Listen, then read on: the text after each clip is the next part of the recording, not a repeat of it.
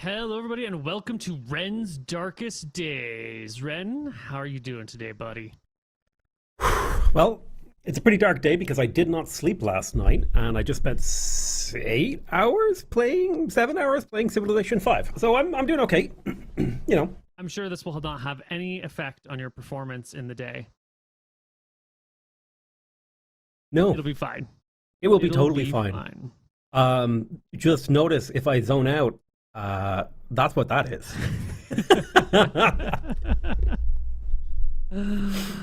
So, where last we left Ren, what was your relationship? What was going on in Ren's world when we last left you?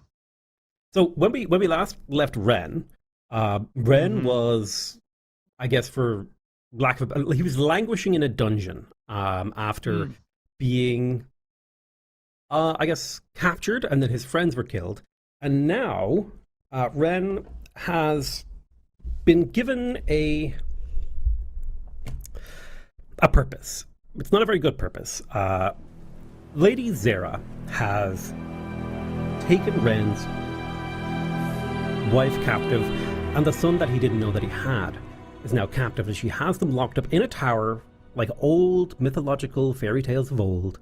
They're locked in a tower, and Ren is now effectively I guess you could say, a somewhat enslaved soldier with some freedom. Caveats, etc. And Ren is very angry about the situation because A, well, all his friends are dead, and it was Lady Zara's men who did it. And B, he had an opportunity, just an episode before all his friends died, where he could have killed Zara, or he could have made an attempt. Probably could have killed her, right? We could have all this could have been dealt with. Does he blame himself for this situation then? Oh, absolutely. And he's pushing all of that blame onto Zara. It's like it's all her fault. And so the only thing keeping him from sacrificing everything and trying to kill her is the fact that the innocent son that is in the picture would die as well, and his wife, who he still treats like he deeply cares for her. Doesn't know his son very well, but the sort of emotional connection to a son you didn't know you had is powerful for a character like Ren, who is all about family. Like he's lost the two people he considered to be his sons in the course of this campaign, and now he has a real one that's still alive. And there's also the temptation of, if that son that he doesn't know, that he doesn't have a relationship with, if that son dies, it should, in theory, break the magical curse that is holding him back. And so it's all very heavy. It's all very heavy. Because he's your son and you don't want him to die, but if he dies, then all of a sudden you have all this extra power, so you could get revenge, but then he's dead, so what's the point, right? It's not a good spot to be in. Now, if it was a case of, if he wasn't really my son, probably wouldn't give a shit about him, right? But the fact that he's mine, but then the curse, and him dying exactly. also wouldn't, No, but yeah. So last session, we saw Ren work with Zara. You helped her. You gave her all the information about Sigrid Shadowhand's tomb. You helped her get to the tomb, fight off the people there, assassinate the Draconian that was guarding the tomb, make the rest flee, head back. Your family is in a tower. They're safe, but they're prisoners. You have limited access to see them. Supervised visits on the other side of a wall. But, you can see them more or less at will now. I think that's where we're going to pick up. Because you've been working with Zara for a little while now. You've been doing her biddings. You've been acting as a spy. You've been keeping an eye on her enemies. And her allies, actually. Mostly her allies.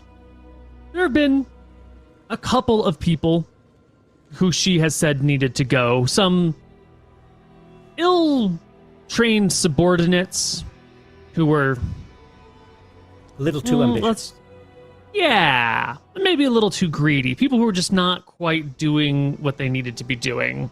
And she could have killed these herself. She could have, there's a lot of ways to get rid of these, but when you have Renatus Fur at your side, like, this is the man that you send to disappear your enemies as needed.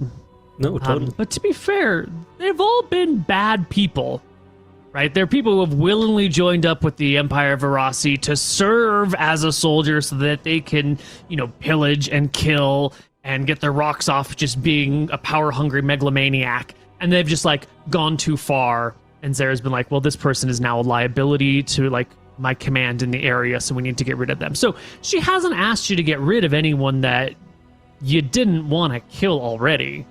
But it is still a little bit tool-like to be used that way. Mm-hmm. And Zara did claim that she's kind of trying to clean it up from the inside, right? She's trying to, for the lack of a better word, drain the swamp that is the Verasi Empire. Mm-hmm. She did say that. And there's probably some truth to it. There's a lot of nasty people in here, and of the people in this empire, Zara's probably on the lower end of evil. She's a black robe wizard who helps keep the order. But you haven't seen her do anything too terribly awful. I mean, other than hold your family hostage. But that's like generic villain evil, right? I held his family hostage. Super evil is I turned his family into soup and force fed it to him. You know what I mean? This right. She's just using generic leverage over you. This is what any politician or king would be doing anyway. Holding families hostage. This is par for the course. This is what is it? Par for the course is a good phrase. It's more like this is within the realm of nothing is unusual yet, right? You might take a ward, right, and be like, oh, don't act up, or that son that I have, he's a little danger. Yeah, it's not great, but it's not terrible. Okay, well, let's pick up with Ren on one of these days where you don't have any work, or your work is done for the day. What does Ren in the big city do? What is your day-to-day like when you're not being a tool of the bourgeois? I think Ren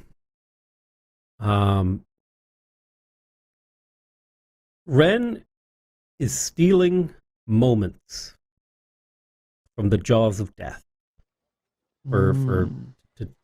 So he would spend a lot of his time with his family in the tower if he could. Yeah. I do not see a way out. And so what I would spend most of my time doing is going to that carpenter and using what little money that I make and what little stuff that I make to make gifts and trinkets and get books and things to pass through the door to the prison that my family are in. To have just an interaction with someone who, well, I guess, for lack of a better word, someone I give a damn about. Someone who I feel an affinity, a connection with. And not someone who demands things of me and forces me or threatens me, like orcs or Zara or whoever that Pavel guy or whatever his name was that's watching me. Yeah, well, you can spend some time with these. You can get little trinkets made for your son. He's named after you. He's of an age that can walk and talk, and it takes him a while to warm up to this strange man who shows up on the other side of the bars from time to time. But, his mother, your wife, seems to be pretty interested in you, and it seems like she's been telling him about you. So after, maybe it's been a month since the last session, after some time, you'll arrive at the gates, and in the course of after your conversation, as you're beginning to leave, being taken away by the orc, you'll hear a "Bye, Papa" from the kid for the first time. just Warming. One little "Bye, Papa." Oh, that's adorable. That warms my heart. I will bring them small little trinkets. I'll bring him animals. Like, for example, I brought him a horse token carved. I might bring him a tortoise or like an alligator. And I'll ask him like, "Oh, which one do you like? What do you?" And I'll spend some time telling him about these animals. And I'll also occasionally smuggle little food treats through the window. So they might be like, I don't know, the whatever passes for like a finger food sweet treat, like the saltwater taffy of Valebrook, right? Oh, perfect. Yeah, and you'll actually see on the inside, as you look through these bars, they're not maltreated. They do have decent food. They are living in the castle, so you can bring sweet treats, which they most definitely appreciate. But you will notice that the quality of care they have is not dungeon prisoner. Like, they've got nice sheets, they've got fresh clothes. Sometimes when you show up, you're like held back a little ways because, you know, a maid is going in and changing out stuff for them, and someone comes and carries their waste away, and they're being treated like you would treat a normal set of noble hostages, which is more or less like a regular person. And the one complaint that you get is that they feel a little isolated. You're their visitor, and some of the cleaning staff, some of the maids are their visitors, and they've got one servant who is like a part-time servant who comes for like a few hours a day to help take care of, you know, this or that, you know, mend this clothing or help reset some frames around the place, help move some supplies about. They're effectively under house arrest, but they're not like actively being mistreated, right? They're not at all, not even slightly. Which is in line with what Zara was saying. You know, we'll treat your family well as long as you go do my darkest deeds for me. Yeah. Okay. Well, you've met with the family. When you leave that day, Zara calls upon you in the evening. Let me find the appropriate music. Foreboding track. Yeah, let's do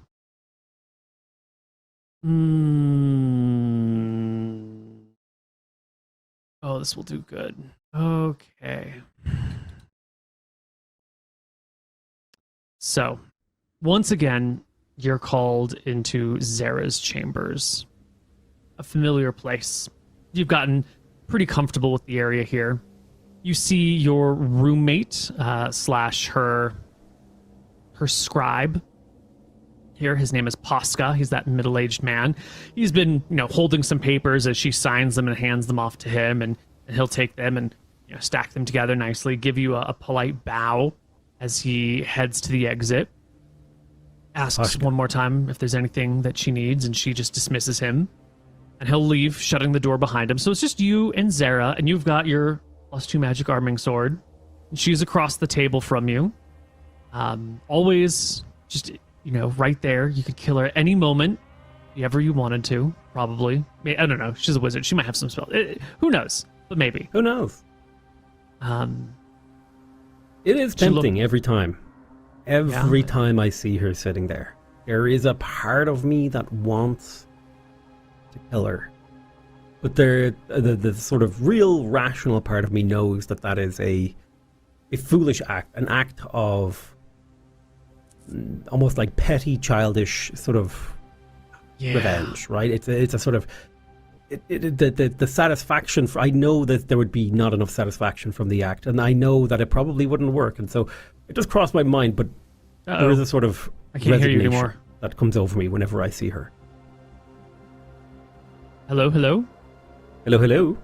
Okay, I lost you for a minute. Okay, no worries. There's a sort of a little bit of resignation that comes over Ren when he's here, despite his desire, childish desire to kill. Yeah. Well, she brings you in and says to you, Renatus, things have been going fairly well. It's time to enact the next step on our plan. To remove the censor from power and replace her with ourselves. I have sent word that I have a captive associate of the Fireflies, of the elven terrorists. And I have asked the censor to send her Inquisitor by in order to properly question our dearly beloved prisoner. The Inquisitor is one of the censor's closest and trusted confidants. And as you know, our plan is to get rid of the confidants and then get rid of her. Get rid of anyone who might want to seek vengeance or aid her in her defense. Mm-hmm. The start of your statement cut out, like at the very, very beginning. It's time to do something. So basically, it's time to enact the next stage of our plan to get rid of the former censor and replace her with ourselves. Gotcha. So this was the sort of grand design that Lady Zara has been working on. Mm-hmm. Well, in the background, presumably, and now that I am a convenient tool, she has kind of roped me into it. And we're going to be taking out her Inquisitor. Right. You are key to these things. You who know the Fireflies, who are a known quantity in the Empire and a known enemy, conveniently now have Firefly connections, which is actually true in this case. And so the Inquisitor is going to come to pay you a visit, read your mind, and unveil everything about them. Only they're not going to get here. They're going to have an accident on the road. The swamp is dangerous. The Inquisitor and their men will pass through it without too much problem. And I will send a friendly escort to help them make the journey from Keygate up to Valebrook. Only this friendly escort is not such a friendly escort. Would you open the door and call in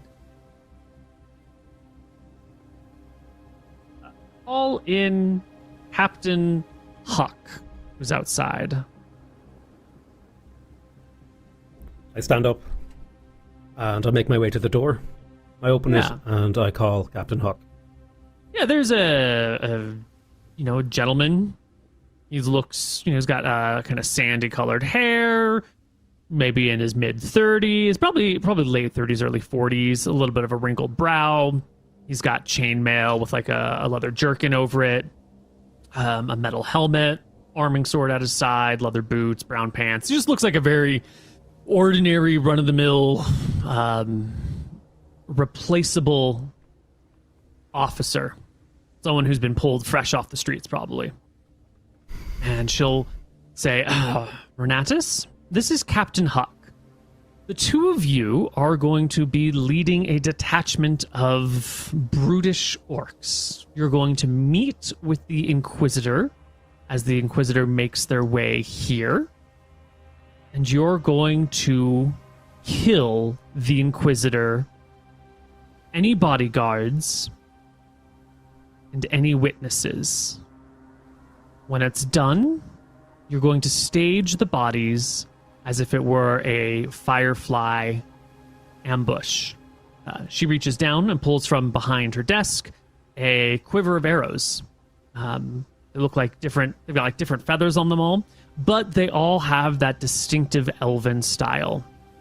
She'll continue and say, I have been collecting these from the corpses of ambush victims for some time now. When you've killed them, put these arrows in them.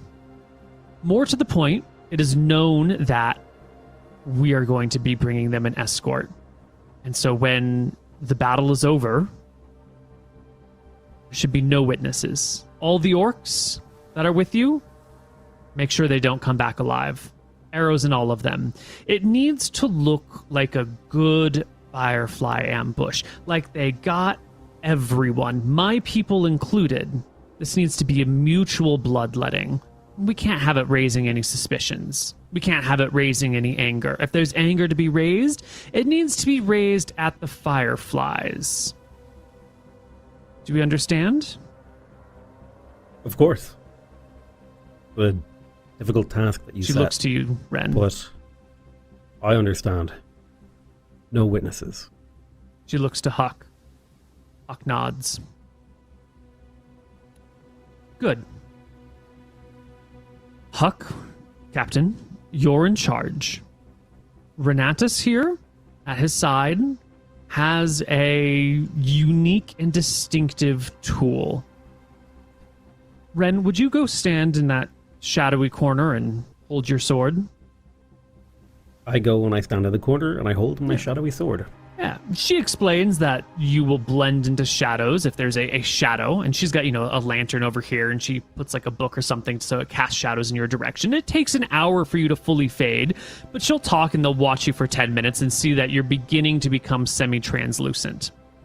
So she says, when be outside of Keygate, far enough away from civilization that there'll be as few witnesses as possible.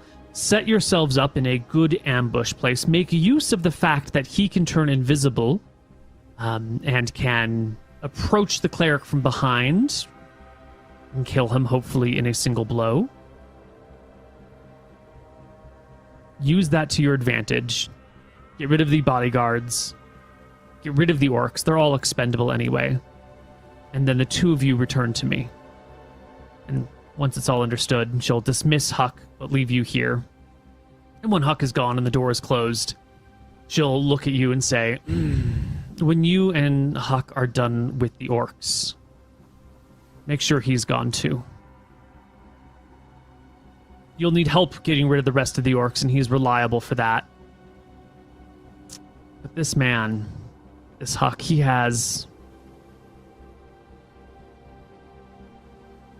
visits the prisons regularly, and I don't think it's for interrogation purposes. I think he has been enjoying his position of power a little too much. He's perhaps giving the Empire a bad name. There's no reason that we need to abuse those who are being interrogated.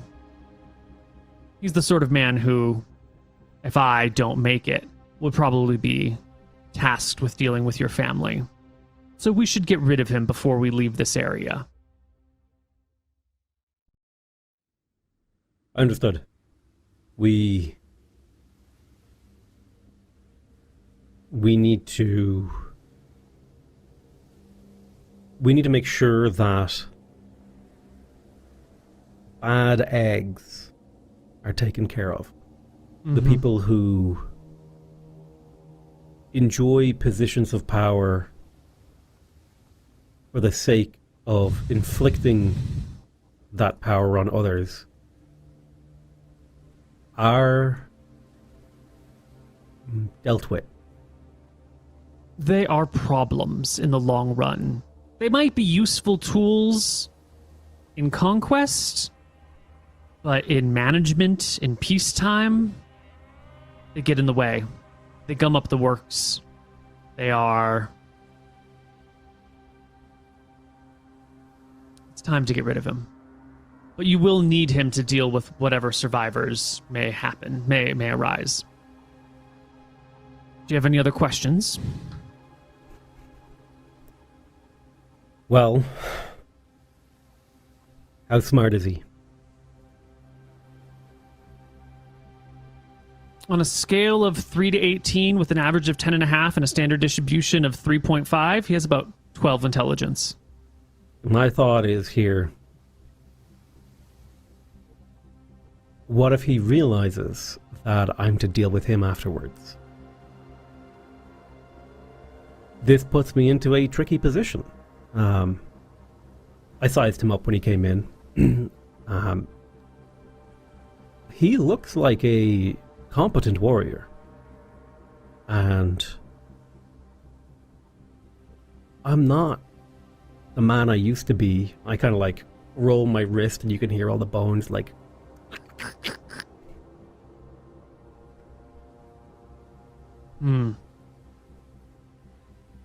This could go very badly for you if he gets out. Well, if I fail, he'll know. It's very risky. I didn't think of you as someone who would take these kind of risks. Now, if he doesn't realize, and he at any point finds himself falling asleep near me, oh, it's over for him. She nods along with you. Captain Huck is well aware of your special status and your family's privileged care center. I am under the impression he does not trust you. And if you were to stab him in the back, I expect he would think that this is Ren being Ren. He may be prepared for anything you have to plan. But it's important that his body is found with the others. Don't let him get too far away from the battle site, or if you do have to, make sure he has some arrows in him or some sign of elven passage. It needs to be connected. It needs to look like we've all been bled. These fireflies are a troublesome lot, but they are a very convenient excuse. No, I understand. If you didn't lose people, it would be obvious. Good. My only suggestion is that we send some sort of wagon that I can conceal myself in. And when this unfortunate Inquisitor gets into this nice and cozy wagon over by Keygate, or somewhere nearby, he has an unfortunate and untimely accident. She thinks. A carriage? Fit for carriage. An Inquisitor? Yeah, a carriage fit for an Inquisitor with myself and perhaps Huck inside it. I hidden carefully. How would you make sure that the Inquisitor doesn't sit on your seat? Or sit where you are? If you're hidden within? That's a good question. I suppose if there are only two people in a carriage, they usually sit across from each other. So if Huck sits beside where I am, it is unlikely for him to sit on me. Not impossible, but unlikely. People prefer to sit across from each other in carriages. She nods. Especially, a lot of people don't like having their back to the direction of travel.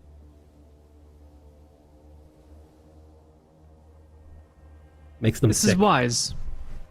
I will send my personal carriage with you, and when it's all over, make sure you burn it. It will be done. Good. And after you've disposed of the Inquisitor, those bodyguards outside must also go. Not one of them can escape. If they get so far as a city and relay the truth, well, you and I will be in a very bad place. We will have Huck and orcs on our side fighting them. And then we simply have to take out our own orcs afterwards. I can dispatch 2 spears, 16 orcs with you. 1, 2, 3, 4, 5, 6, 7, 8, 9, 10, 11. A lot of orcs. It's a lot. It may raise some suspicion, is my only concern. But How the many Inquisitor orcs is will they a have? powerful cleric and has their own bodyguard. I don't know how many they will be traveling with. I don't know the Inquisitor's bodyguard strength. I want to make sure you have enough men for the problem, but not so many that you can't deal with them afterwards. Okay. The Inquisitor is a powerful cleric, so do take them by surprise. Do deal with it as quickly as possible. Oh, and remember, don't worry about that. if something happens to me, I'm the only one keeping your family safe. Oh, I'm very aware of that. Good. My life the life of my family hangs in a balance that I do my best not to think about. Good. There are so many pathways forward where harm comes to them, and only a narrow set where it does not.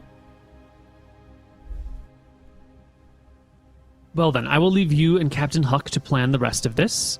I will send you in my carriage. Go and wait outside of Keygate for their arrival. I am trusting you with this. Don't let me down. I'll do the best that I can. Good night then, Renatus.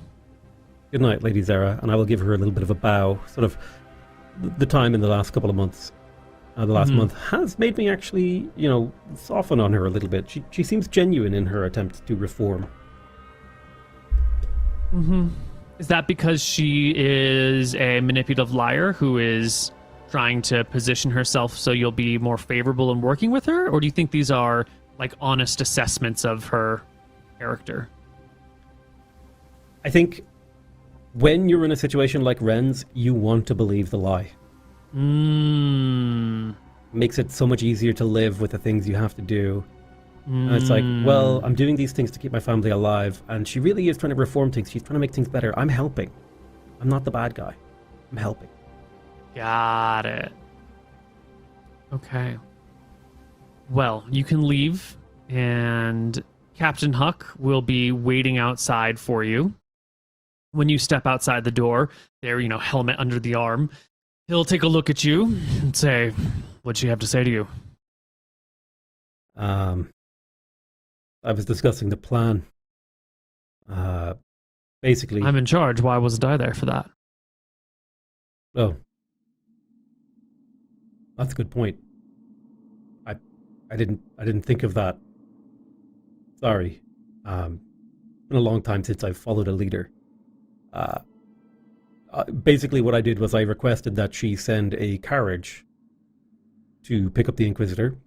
I will hide in the carriage, if you think it's a good idea, with a dagger, crouching upon one of the seats in the darkness, with you sitting beside me to discourage anyone from sitting on the seat that I am perched on, and then the attack can be sprung from within the carriage and without at the same time. Hopefully we will be able to subdue the Inquisitor quickly. And the final thing that I suggested was how many orcs will be given to take care of her entourage. And I have the... does Huck have the quiver of arrows, or do I? Oh, either one. I don't think it matters. She gave it to Huck. And I indicate there and I say, we need to make sure, she was just emphasizing, I'm sure you're aware of my situation with the tower. Yeah, I know. She was emphasizing that no harm should come to her. How did you get such a good deal? Oh, I think... Have I lost you? Hello? Is Discord dying on us? Discord is being a bag of... What were you saying? I think it is. I was saying, I'm aware of your privileged situation. How did you get such a good deal? Well, you have to be really good at what you do. I give him a little smile. I say, and I'm really good at staying alive. All right. Well, we'll leave tomorrow. Get whatever supplies you need. I'm going to go see to the orcs right now, make sure that they're ready to travel. And all right. I think with that, let me know if you need any help.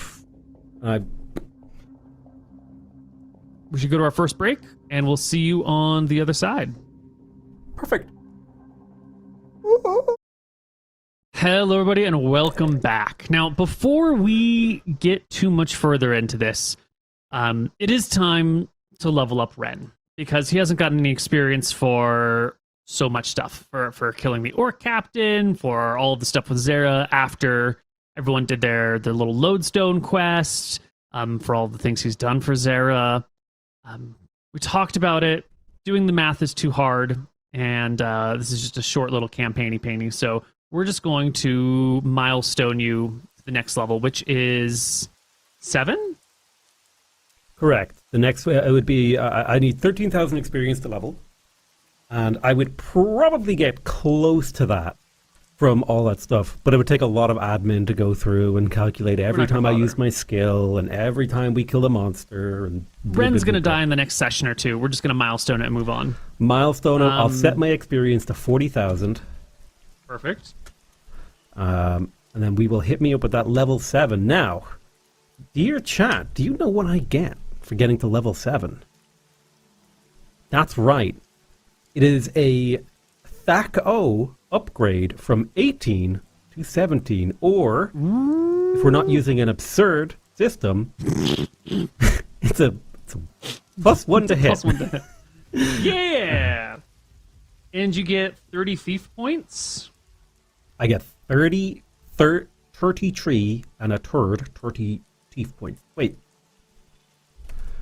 What? How do I... The thief tab. It's the 5th one to the right. Wait, my basic attacks aren't upgrading. Am I... Oh, they upgrade on the... over here. On the hit adjust on the far right. In the orange box. From So level. I see. Yeah, Okay, these sheets need to be better. They're pretty good, but they are not perfect. So, Yeah. I have a thing... Thief skills. I got 30 points, right? Like you said. Right. And you're already almost maxed out on climb walls. Your pickpockets is maxed out. You know, unless you're in a situation where you want penalties and you want to overcome those penalties by overstacking your pickpockets. Yes. Your find remove traps is still at 5. That's never changing. That's staying at 5.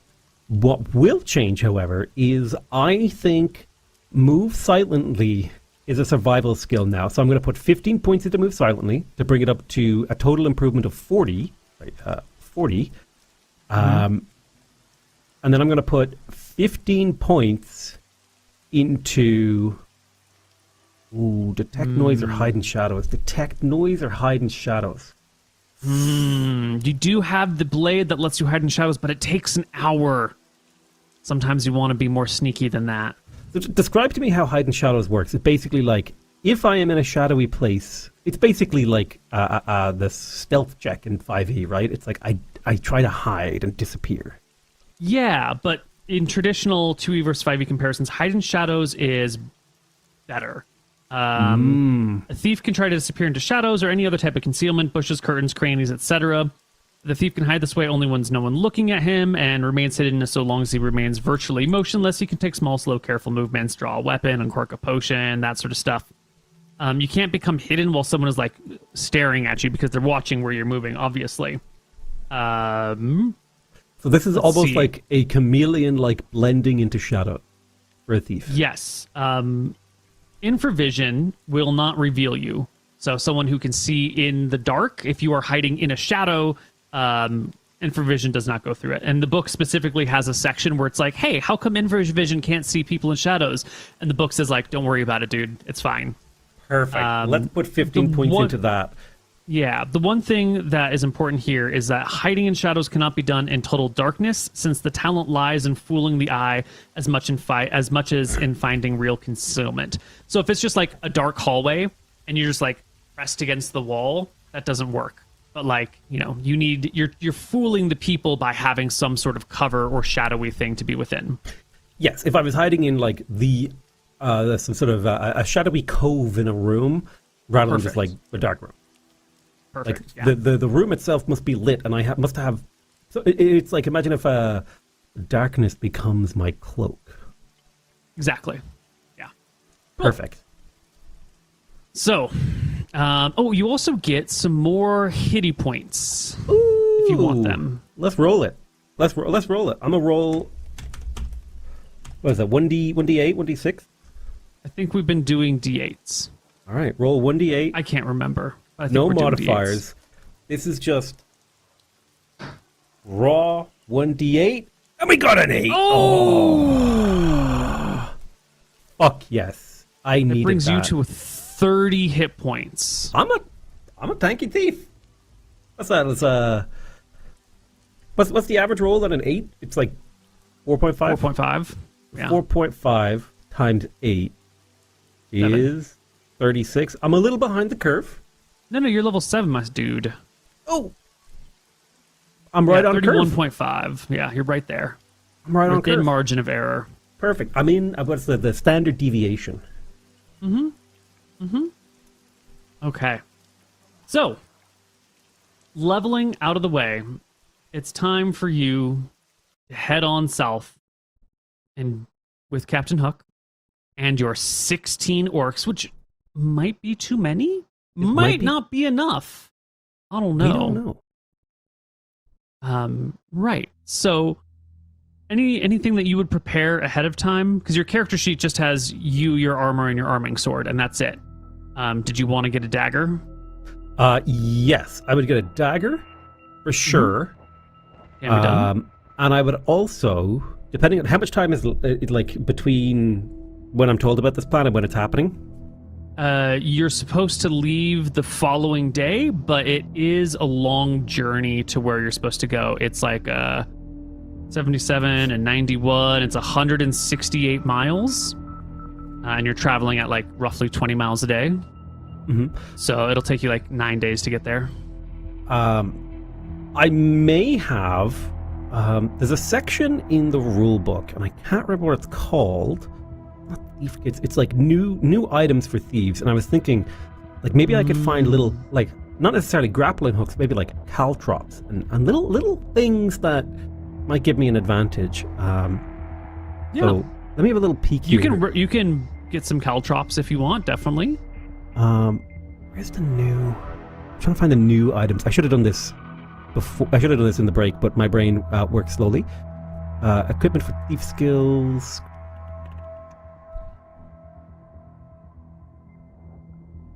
Uh-oh. Miscellaneous equipment. No, that's not very useful. AD&D 2E.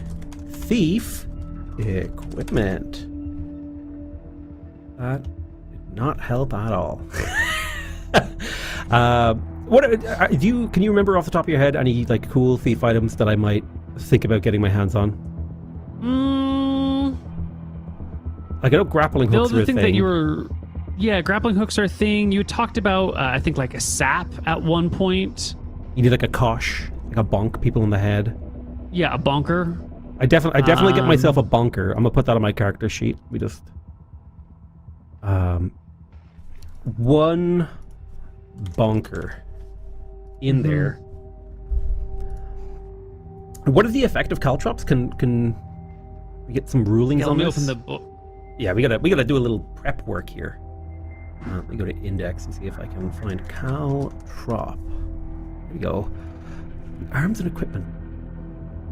10 caltrops must be dropped in an area of 25 square feet. Each character must make a saving throw versus paralyzation. A step on a caltrop suffering 1d4 points of damage. Remove 1/2. It's launched.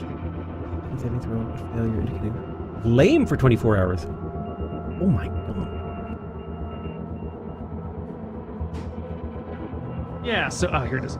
You got the caltrops. If someone is moving quickly through the area, they make a saving throw or a dex check, I can't remember which one, and then if they fail, they step on one, they take some damage, and their movement is slowed. Ooh. Yeah. Characters are moving less than 1/3. So yeah, I definitely get myself some caltrops. I don't know what the weight is like for those things, or they are 10 to the pound, and you need what, 25 for a...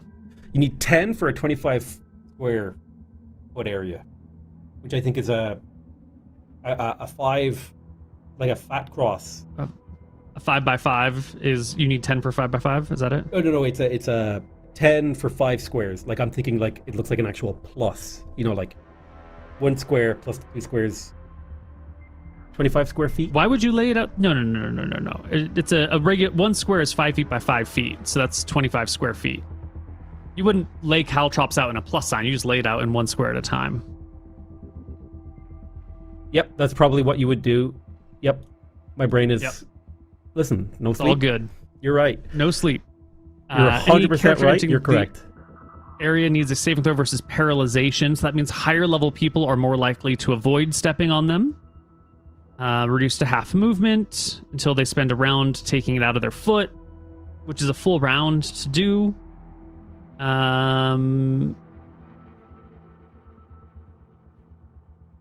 Yeah, perfect. I will get 2 pounds of those if that's not too much, because that'll give me 2 squares that I can. Yep, you can buy. You can have them requisitioned. They were probably in the armory, right? So I'll add 2. What? 20. 20 caltrops. They weigh 10 pounds. 0.1 pound each. 2 pounds. Yeah. Thank you. You know how to do this stuff. Math. Words. It's awful. I love math. I love my friend. Math. I'm a math guy. I love math. I love doing math. And then I need a suggestion. What else should I bring? What will keep me alive? Ooh, could I get myself a healing potion? Can I scrounge up a little slurpy potion of some kind? Some kind of magic? You would love that, but no. There's no... The healing potions are few and far between, and they're not handing them out. Rossi Empire, notably Empire based around death, they don't do a lot of healing potion making. They prefer just to kill things rather than to heal things. Okay. What is like the cheapest potion I could get my hands on? Potions are never for sale. You could not get your hands on any potions. Do they have to be commissioned? You need a 9th level cleric minimum to make them, so they're out of the realm of ordinary people. Someone in your position, or even Zara's position, could not commission or requisition a potion. Damn, a 9th level. So there's no potions are just like nope, like yep. They're mostly just found through adventuring. Like, not even like a poison. Not even. You can buy poisons. Oh, I'm gonna get some poisons. Hell yes. Yeah. There are some fast-acting poisons. Most of them are slow-acting, which is not super useful, but there are a few fast-acting ones. Hit me up with a nice poison. What do you recommend? Let's see. What can be found in your area? So found in your area are mostly going to be like hunting poisons. And most hunting poisons, I shouldn't say hunting, for more like, scaring off animals, tend to be a little bit more slow acting than you would like. The very best thing that you can get is a class... It's probably a class B poison. Which takes 2d6 rounds to take effect, and then they get a saving throw. If they fail the saving throw, they take 20 damage. If they pass the saving throw, they only take d3 damage. But it does take 2d6 rounds, so usually if you're like in combat, you'll kill them before the poison really takes effect. Yeah. Really scary stuff, the things that are immediate, can only be found on like wyverns, and so there's just not a lot of it to go around. So I could get a class. Did you say C or B? B. I could get a class B poison that is 2 to 12 minutes, or 2 to 12 like attack, right? And rounds then of combat. Takes 20 damage. If they fail their saving throw, or 1d3 if they pass their saving throw. Okay, yeah, I'll get some class B poison, and like, so in terms of applications, does it take a full round to apply it to my blade, or can like a vial kind of like quickly dip the dagger in it, and then, because like I'm thinking, if I'm in combat with multiple people, if I'm just spreading poison around, it starts to get real fun. Good question. So I got a couple action. But let me double check. Poison.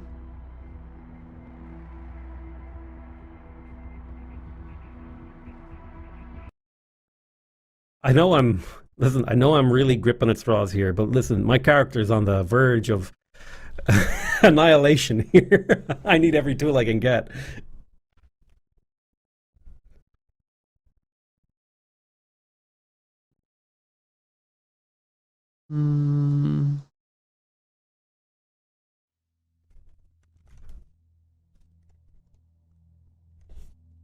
Not in that book.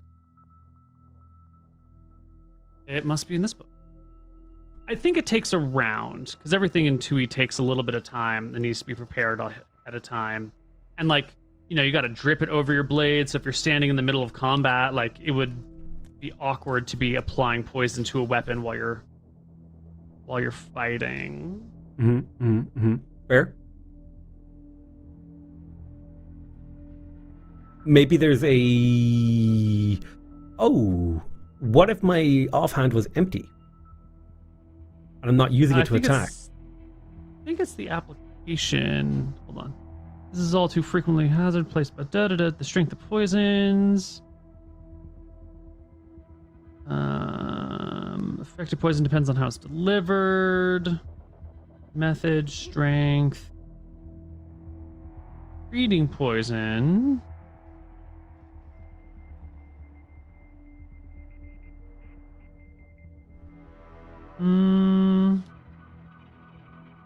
Creating new poisons.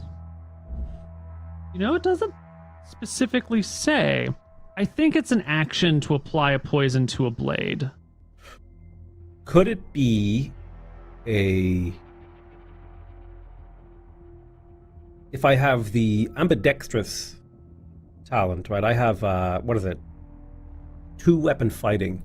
If I were to take ambidextrous, would you maybe say that I could, as a second attack, apply a poison to my blade? I don't think so, because like if you're in a combat situation and you're like pulling out a bottle and putting poison on your blade, you're not like, you're just exposing yourself to a bunch of attacks at that time. I think the idea is that you are, in order to properly get poison on the blade and get it on the edges where it needs to be doing things, it's going to take some time. And that in that moment, your defenses are going to be completely down. Okay, yeah, so it's a single strike. I get one good poison if I'm set up right. Yeah. That's okay. Yeah. If you prepare your blade ahead of time, then you're good. You're fine. But in the middle of combat, you would need to skip around to apply poison. Well, my thought is eventually what I might make is I could get some sort of a scabbard made that has poison in the scabbard, right? That like before combat, I pour a vial of poison in, and maybe like the poison will go off quickly because it's being improperly stored. So it's going to be used up by the combat, but it might save because I just have to dip the dagger into the scabbard for a second. So as long as I'm, reapplying. If you had a specially made weapon, scabbard, that like, and you had enough poison, because the poison's going to be applied a lot less efficiently, a lot of it's going to be sticking to the walls. Something like that could happen, could be made to happen. But you're right, it would take more poison per dose, and it wouldn't last in the scabbard very long. Unless it was like somehow magical poison scabbard. Right. Once we add magic, everything happens. Yeah, and then the other thing I could probably do is like have multiple daggers that are poisoned, like just throw away offhand daggers that are for applying poison once, I stick it in a guy, and then I pull a new dagger. Okay, I have learnt, and I feel like I have progressed as a thief, and I am ready for the next phase of this operation. Sorry for the slowdown. I wanted to get some cool little tools. All good. So, you're heading south. You're going to wait sort of near outside of Keygate or something like that. It's really up to you and the captain. If we all take a look at the map, I'm going to bring us to sort of this location over here, somewhere between Keygate and Jaden. Yeah, somewhere in this zone. Let me get rid of all these old markers, which we don't need anymore. So somewhere between Keygate and Jaden, you're supposed to be meeting these people. The idea is that you're like picking them up as an escort, but you don't want to like pick them up in town, or maybe you do want to pick them up in town and then kill them in the woods. But if you're going to be riding in a carriage, and you're in the carriage with them, that might, if he crosses his legs in the wrong way or puts his feet on the seat across from him, like it might spot you. Or we hit a bump in the road.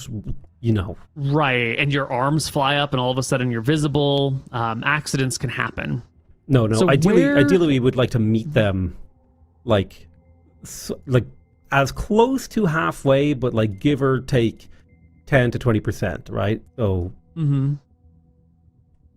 40% of the way there from Keygate, or 70% of the way to Jaden. So somewhere in this zone is ideally where we want to rendezvous. Maybe we have a scout run ahead who just looks like a regular messenger, but he's really coming along to us, who lets us know, hey, they're on the road, and we know that we're going to be traveling roughly this speed, and we catch up with them. Okay. And then you're gonna park the carriage on the side of the road and just wait for them to show up, or how are you gonna? How do you want to arrange it? I think how it would work is we would slowly walk the carriage down the road, on our way to them, and when we meet them in the road, we get them in. So your carriage is like you're gonna be meeting each other. You're not waiting for them. You're like, oh hey, we were on our way to get you, but you happened to make it here before we could. Got it. We're not making very hasty time. We're dawdling, right? We're dawdling our way. Well, let's come to this map then.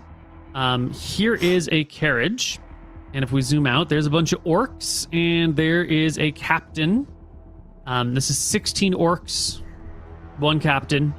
If he has his shield out, he has 18 AC. But if he's in the carriage with you, then he's not going to have his shield on, and he'll have 15 AC. Okay. So I'm going to leave it at 15 for now because the expectation is that he's going to be in the carriage with you. How would you like to do your orcs? All in the back, all in the front, surrounding the wagon, like off to the sides, hanging out on the side of the woods? So I think I would chat with Huck, right? I would have a conversation with Huck, and I think my suggestion as a military commando to Huck, who is in charge of the operation, right, ostensibly, is I would say, we should have... he's in charge. Mm-hmm.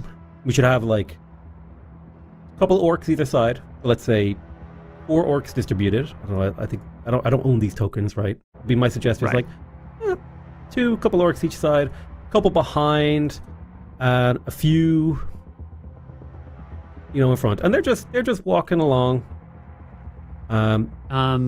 Few are walking behind, and it's a light entourage, nothing too crazy. Okay, all right. So maybe like a group like this in the back, and then like 4 in the front or something like that, and then 4 on each side. Perfect. Yeah, exactly. So that way we're covered from every direction. This side can come up to support either. These guys can fall back for support. These guys can protect the doors. It's just, I would consider this to be a pretty standard military.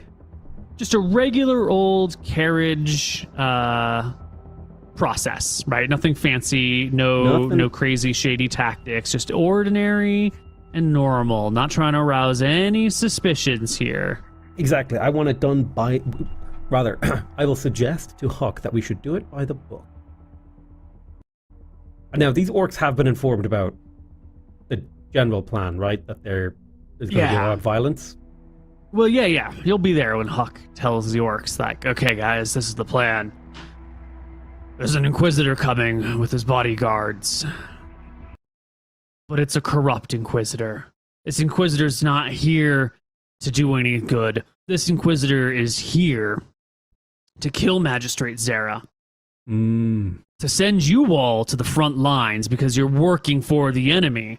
And we're not going to let that happen. Life is good here. Life is cushy here. Who wants to be on the front lines way out to the east where there's wizards and clerics and dragons and all sorts of nonsense? No. This is a good life. And we're going to make sure we're enjoying the good life here in the Hornsdead Kingdom. So, when we go to pick up that Inquisitor, I'm going to give you a command, a prearranged signal. You're going to know what that prearranged signal is because there's going to be some screaming coming from the inside of the wagon. And when you hear the cries from the inside of the wagon, that's when you know to turn on the others nearby. And there can't be no survivors, all right? Not a single one. If there happens to be a peasant walking by, you kill that peasant. Whatever happens, the only people leaving this place are you and me. And he looks over at you and is like, this is Zera's pet assassin. All right? You may know of him. He killed Captain, I forgot the name of the orc captain, Vork. This is the guy who killed Vork. He's been allowed to live as long as he serves Zera. He's going to help us on this thing. If he happens to die in this whole combat encounter, well, then, whoops, the Inquisitor got another one. And then he kind of just gives him a grin, and the orcs all, like, chuckle to themselves, like, yeah, fuck this guy. He killed Vork. Vork was, like, the hero of the orcs. He was such a badass, he was a half-orc, but he was, like, a real badass, and this guy killed him. You can see the disgruntled nature of these creatures. But also, like, you killed Vork, and you're a little bit scary, so maybe not start a fight right now. Yeah, I'm just thinking in my head that Vork died like a bit. No. I take it. What? I'm here to protect my family. I'm here to make the Empire a better place. Better place. Yes. So he says that he's going to be riding inside the wagon. Somebody in the front should let us know if we see something that looks like an Inquisitor. And then he'll step out. He'll invite the Inquisitor in the wagon. And when you hear the cries, that's when it all kicks Perfect. And okay. Now my suggestion to Captain Huck is that while we are in the carriage, he should have a fairly large strength advantage over a cleric, and should use that strength advantage to prevent the cleric from casting spells while I do the deadly work of finishing him rightly. Keep the hands tied together, slap a hand over the mouth. Them clerics, they got that spell command. Happens immediately, and bam, all of a sudden you find yourself groveling at their feet, unable to do anything about it. Exactly. Had that worked on me more than once. It ain't pleasant. We don't want him to do that. All right. So, Ren, there's just a couple of details that we need to work out. You see, this is a great plan, but there's always a little element of a wrinkle. Yeah, wrinkles can happen. So what we're going to do is I'm going to have you make a die roll to see what sort of wrinkle happens, if any. Let's do it. Usually we do a d20, but I want to do a little bit of a different roll. We're going to roll a 3d6, and they're going to be broken into categories. Like the 8 to 13 is an average, no real wrinkles. Above a 13, it's slightly positive. Up to an 18, things are really favorable. Down to a 1, things are terrible. This should give us a really good distribution and make it unlikely for any wrinkles, because this is a pretty decent plan. So roll me 3d6. No, totally. Look, you're going to get an 18 right here. It's a 12. Oh, it's a 12. It's an ordinary plan, The weather cooperates. It's not too bad. It's not too good. The enemy has left at about the time that you would expect them. You're going to meet them on the road, roughly in that zone we talked about. We're just going to keep this map. And sure enough, you were going to be met. Well, a 12 is slightly. It's not nothing. You're going to be met on the road, in the wagon. You're not going to be able to see, by this Inquisitor. My plans are Inquisitor unwrinkled. Jira is their name. And Jira is being escorted by 4 bodyguards. 4 bodyguards who are wearing half plate with a shield, giving them 19 AC. They are not chumps. Actually, they're going to be slightly off the map. And your orcs will shout when they see something that looks like an Inquisitor arriving. And Huck will give you invisible you, because I imagine you've got your sword out by now on your lap. Mm-hmm. He'll give your, a pat to the seat next to you, not wanting to accidentally touch your sword. And be like, well, now's the time. To be clear about my plan was that I would be sitting on the back to the front, right? So I would be sitting. Got it. So, and Huck would be sitting in a way as to make it. I'm not actually sitting. I am perched on the chair, so my feet aren't on the floor, right? Oh, got it. So like you're squatting on the chair. Correct.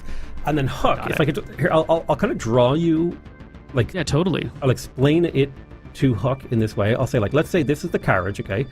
We'll say we got a nice, maybe I can get that on the center of the screen so we can kind of see it a little better. We'll move the screen around, yeah. Okay, perfect. Right, let's say this is the carriage, okay? I'm zooming in a little bit, and then there's like a seat here and a seat here, and people look at each other, okay?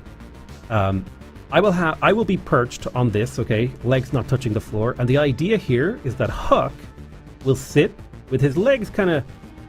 He's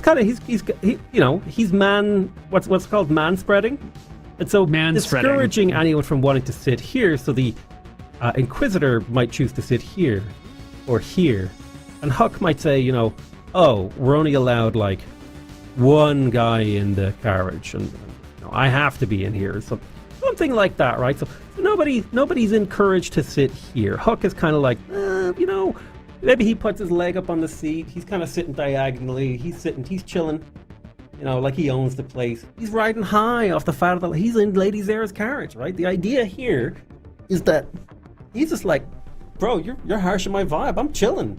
Don't try to sit there. Right. Meanwhile, you're like crouched and ready. I'm perched with a dagger in my hand, ready. Okay. Excellent. Well, Huck will hop out of the carriage. I think he sits across from you while you're traveling, but he'll hop out and walk towards the front, and you can hear him saying, "Ah, you must be Inquisitor Jira. I am an envoy of Lady Zara, Magistrate Zara, here to provide you with safe passage to Valebrook. As you know, there are plenty of fireflies on the roads these days, and we've got our captive, Renatus Fur, waiting for you in a dungeon cell. Would you please join me in my in Lady Zara's personal carriage, so we can take you there?" And we're going to give Inquisitor Jira a wisdom check here, because... Okay. Why not? 25 is pretty good. Yeah. Inquisitor Jira will say, in a weird sort of like raspy, sloppy voice that you can barely hear through the opened windows, like, "That's a lot of orcs. Why are there so many armed guards? My bodyguards are perfectly capable." And Huck, with his amazing 15 charisma. Oh my god. God, what a nut 20. Huck will say, "Dearest Jira, there are so many orcs because we have a very important duty here. This prisoner is the only member of the Fireflies to ever have been taken captive, and it is well known that we have him. We worry that the Fireflies may be planning an ambush. It is quite likely that they have come, or that they may be on the road somewhere. We've brought these expendable monsters so that your personal bodyguards don't have to risk too terribly much. Please, let them take the first blows, and we shall remain safe.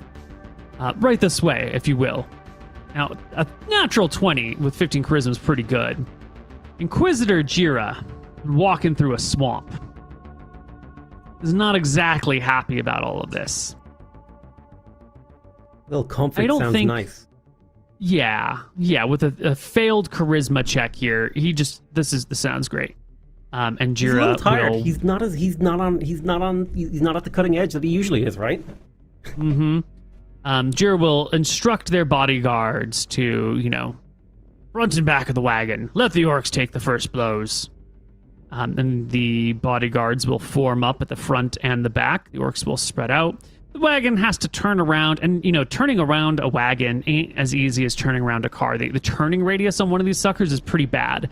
So we're actually going to have to move forward until we can get to a clearing space to turn around. This is all ordinary, normal things that don't need explanation in game. So we'll just move our bodyguards to the appropriate positions. And once the bodyguards are taken up, Huck will come on in. Yeah, and take his spot in the wagon. Getting a little tight there. And motion for Jira to take their spot in the wagon. Now Now, Renatus, as Jira is climbing in, you can see that this person is not a regular person. This is a half-goblin, an extremely uncommon species around, because all the half-breeds are human mixed with something, and a human-goblin mix is very rare, exceedingly rare. And yet this one is here and has risen to the rank of Inquisitor, is a powerful cleric in their own right. You can see the sort of awkward, spotted, kind of grayish, greenish skin, the ears that are like, they're not quite pointed, but they're kind of like, almost like elfin ears, but a little bit oversized and hang a little bit. There's this sort of like wetness to the skin, almost like you're looking at like a salamander. It's kind of like dampish looking. And there's this smell like someone has been, working out in a rayon shirt for 4 days and hasn't washed the rayon shirt. Yeah. The Inquisitor has a short sword at their side, a holy symbol around their neck, a bunch of spell components, a bag. They just like toss the bag in and then they begin to climb into the wagon. And you tell me when you make your move. So what I would let happen in sort of my conception of how this would go down is I would let like a little bit of relaxation set in, right? There would be, I'm not going to spring on him the moment he steps into the wagon. I would like people to maybe, we would just be moving for a minute or two at least. And it feels like things are going, any guard or hackles that are up are given a chance to relax as the gentle movement of the carriage lulls them into a sense of comfort and all that sort of stuff. And when I feel like this person here has sufficiently relaxed, I'm not going to wait very long. It's like I want them to settle, because the more settled they are, the less they expect it. That's when I'm going to pounce on them with the dagger. Right. The half-goblin hops in, sits down. Captain Huck does the man-spreading.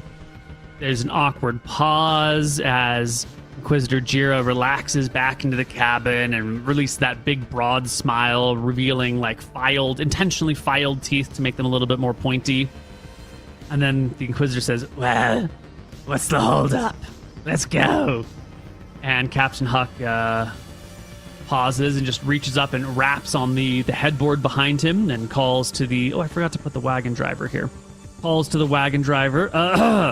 Let's go. And then the wagon driver hitches the horses and everyone begins to move. And the Inquisitor says, "So, this Renatus fellow, this friend of the elves, tell me about him. What's he like?" Captain Huck says, "Well, dirty old man, really. Comes from the far north. His kingdom taken over, like all of them. Good. I don't know how he got in with these elves. I don't know what caused him to betray his people. He's certainly not an elf or anything like it, not even a half-elf. He's just some old man that they played upon, maybe played to his fears. Truthfully, Renatus used to be someone important. He used to be some, low prince or something. His wife was still working as a diplomat, married off to the new king up there. Typical whore, just moving on to whatever person wants to provide her power." That's when the conversation ends. That's when I strike.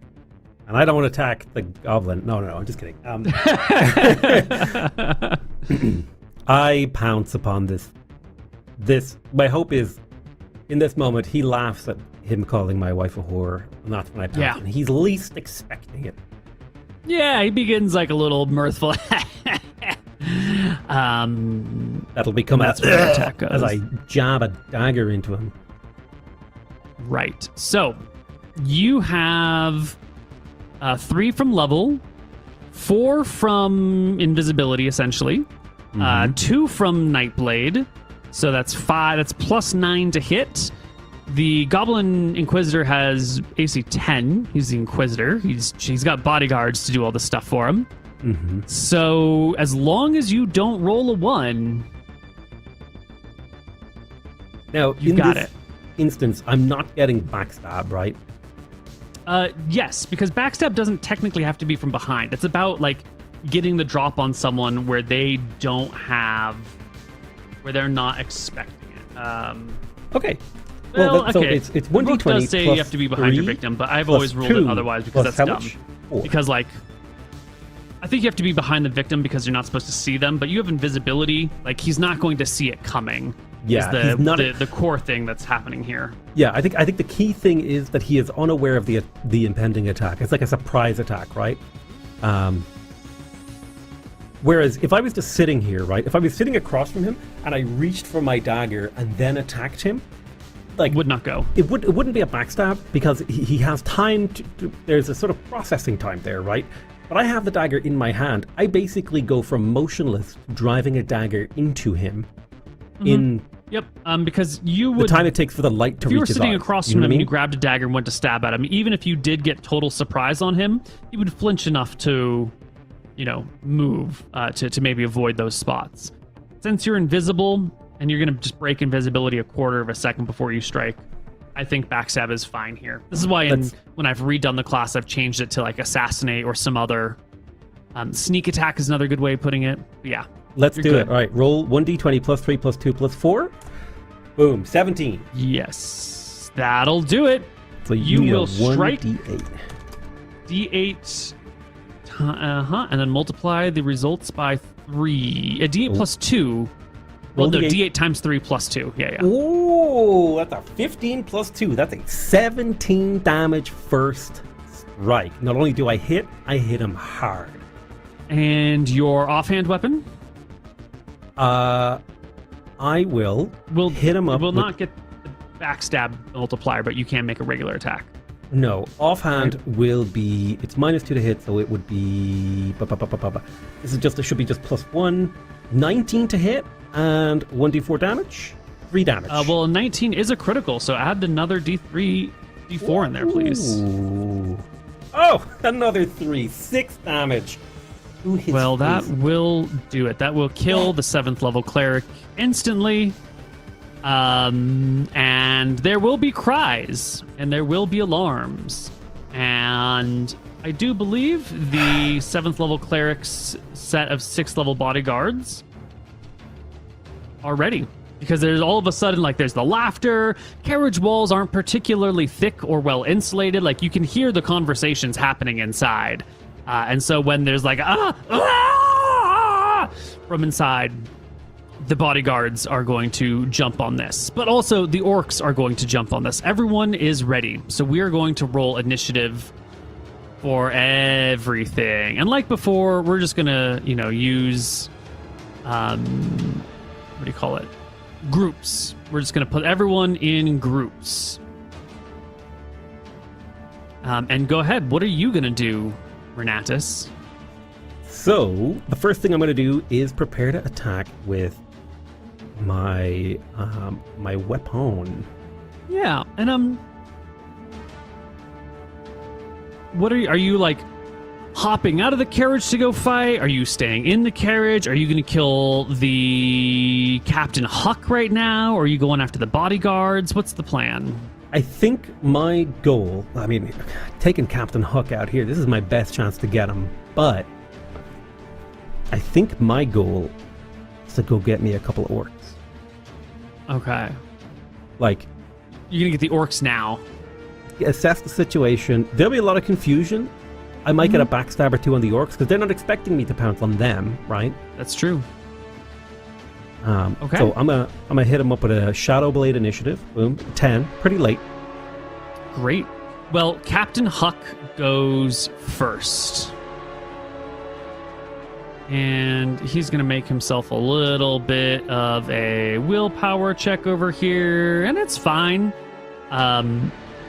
So he stays and readies his attack.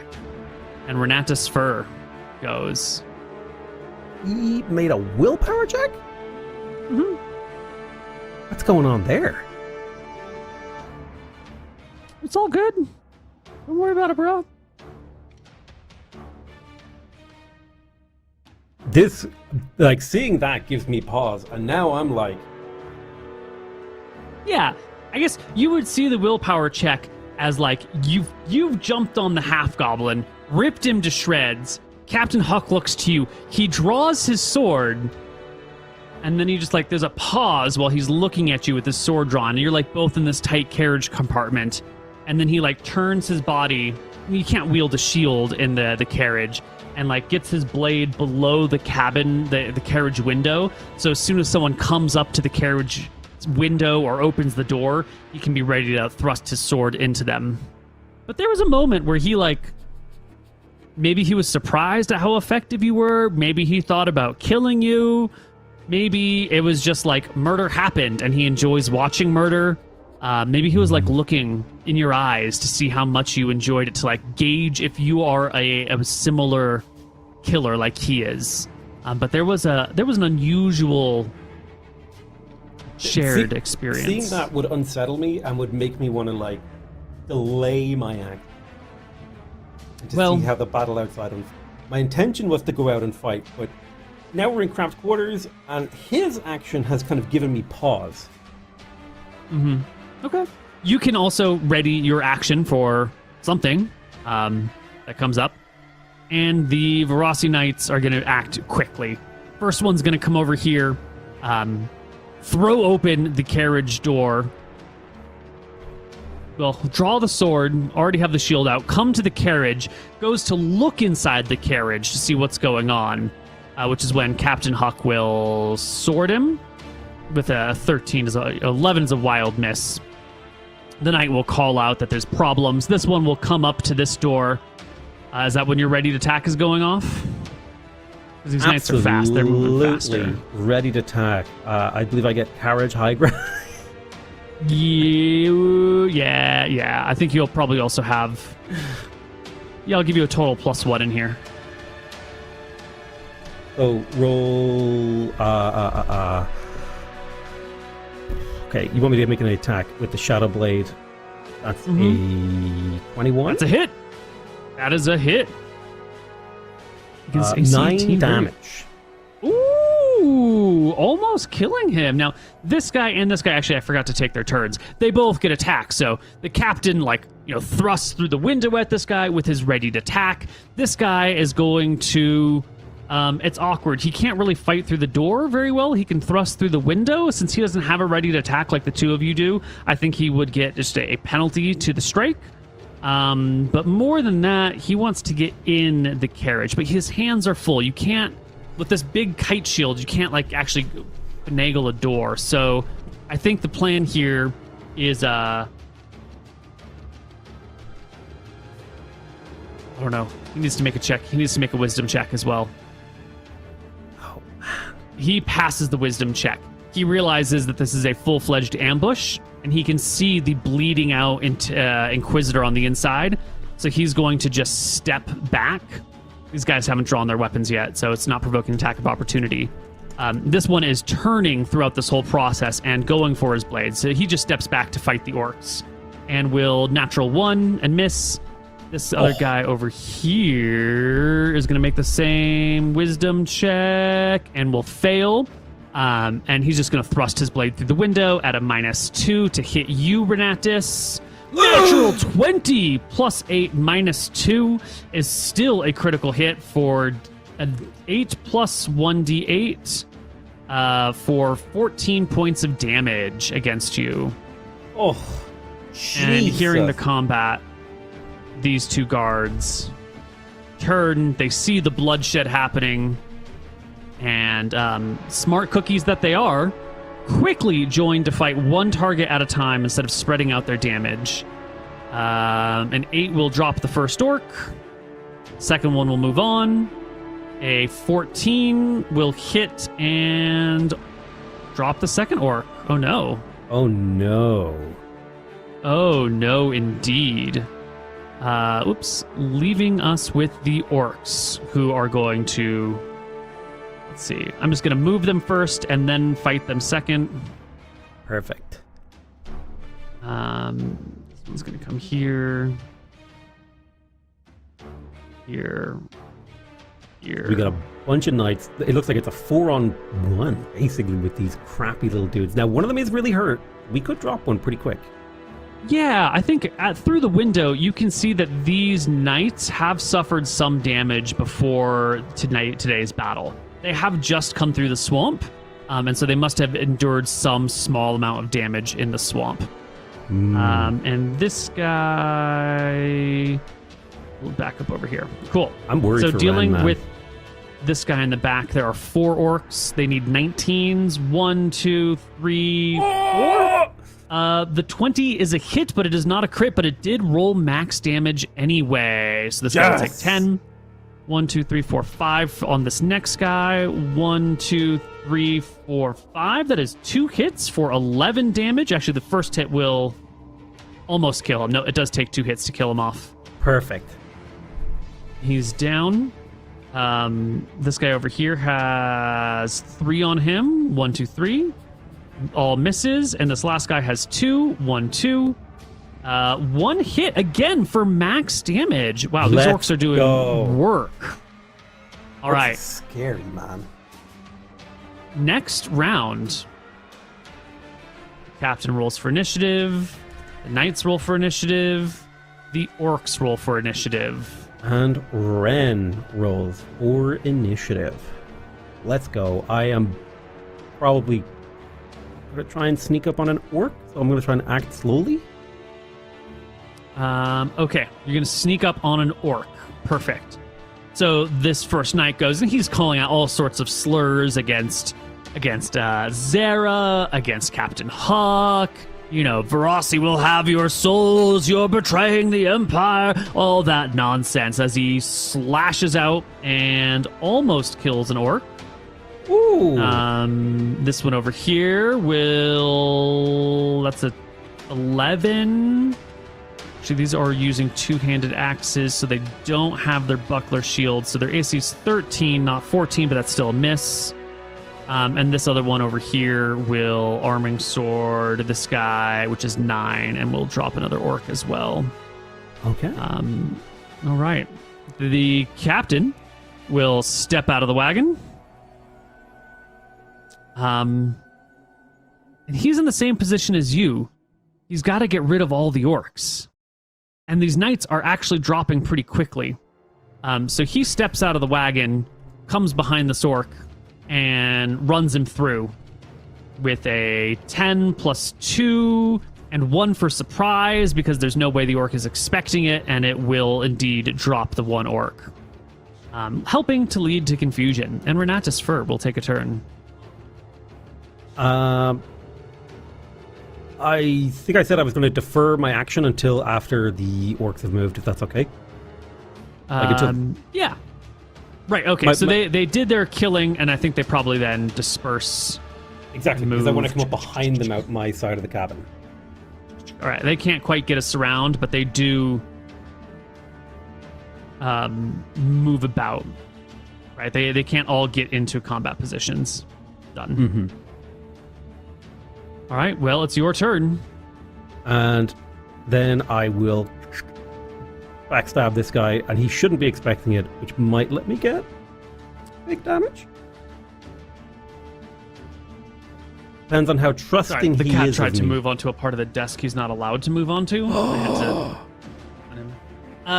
Yeah, the orcs are definitely not expecting you to be backstabbing anyone. All right, let's go. Read 14. the text here. Victim must be unaware that the thief intends to attack him. Yep, that's it. Boom. So that's plus 4. 19.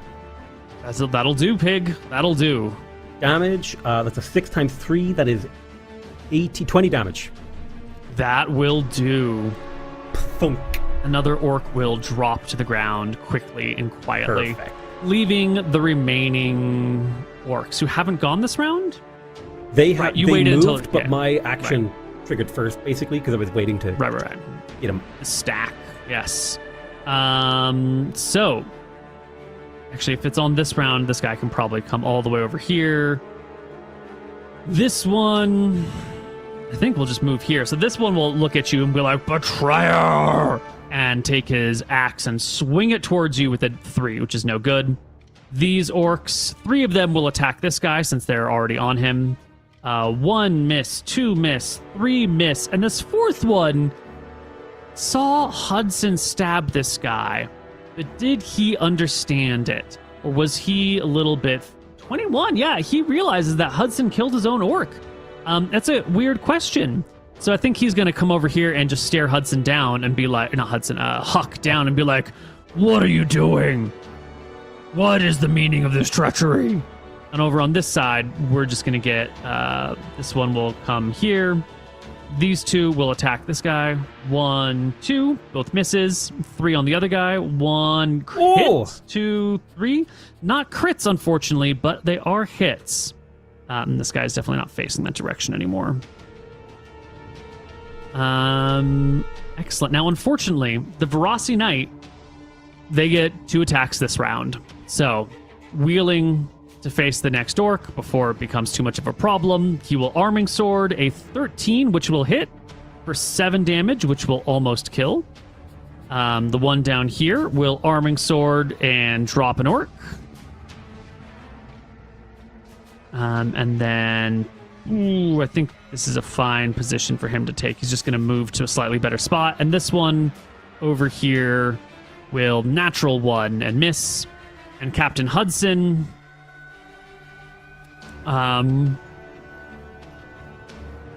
he also gets a second attack. Like Captain Hudson, he's not going to go toe-to-toe with this orc. He's going to step next to the Verasi Knight and be like, "I've got your back. Don't worry about it. This was all Zera's plan." And run the other orc through with a 12? Oh! Which will just barely miss the orc. Unfortunately, he's got 13 AC. Leaving us with initiative. And now this is confusing as hell.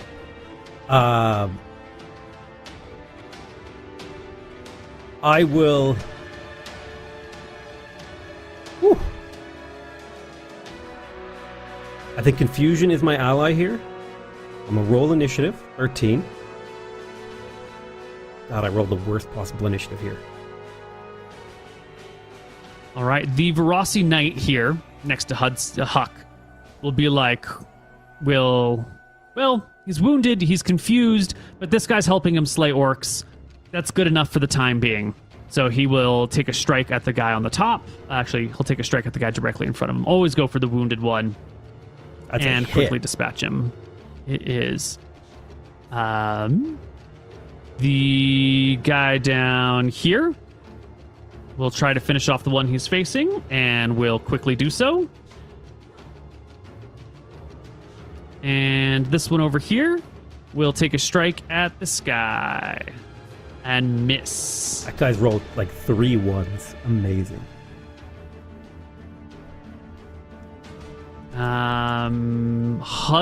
Huck will...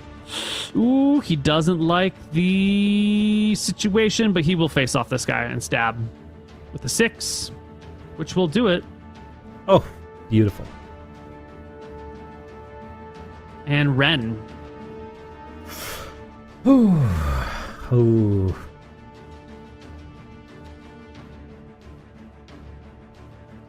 I will say... Oh, go ahead. Go ahead. No, please. What were we going to say? It might change what I was going to do.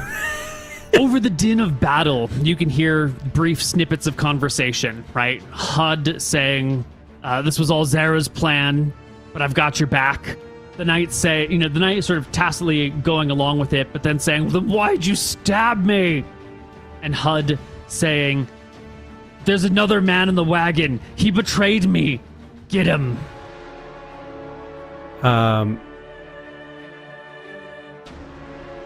I was just about to say, Huck is the traitor to this orc. And this guy was in on it. We need to kill them. He's going to kill all the orcs. Look over there. He's killing you guys. Make me like a charisma check at disadvantage. That's a tall tale to believe, especially in the middle of combat. But you could do it. Oh, no. A 16 and a 22. No, definitely not. This guy's not buying it, even slightly. Damn, okay.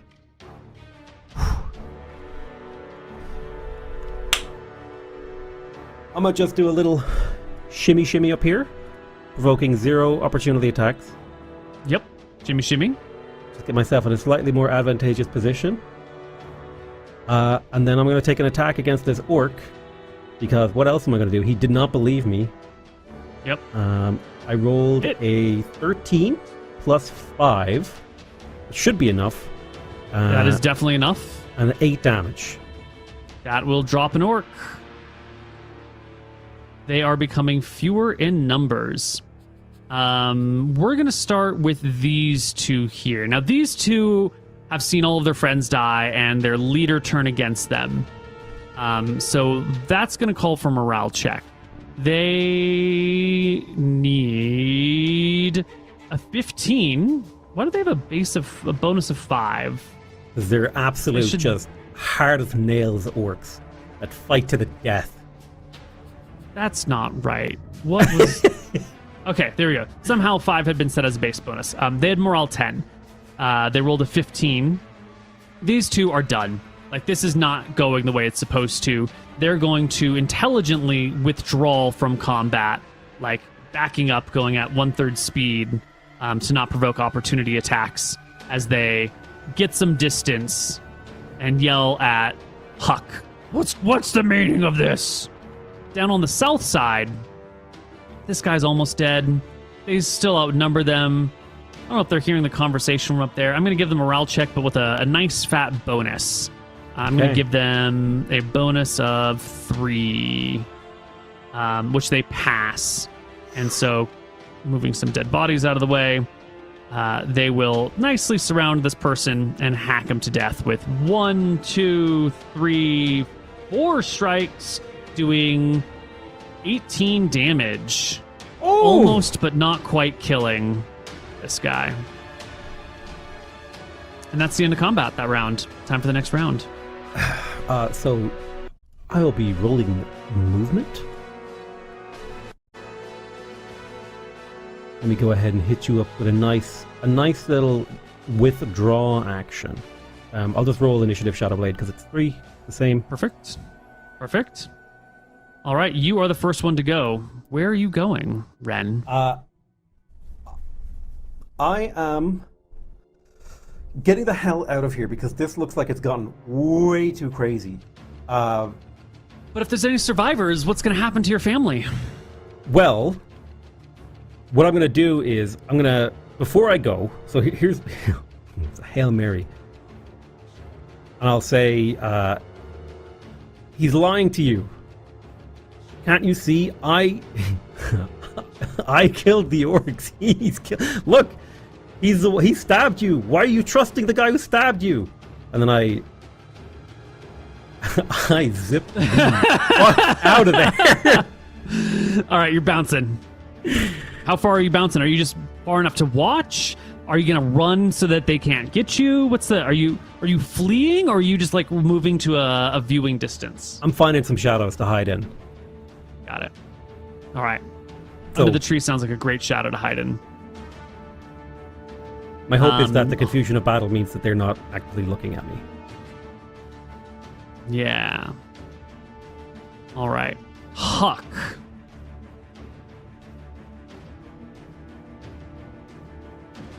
Huck will point his sword towards the orcs fleeing and say, "Don't let them get away."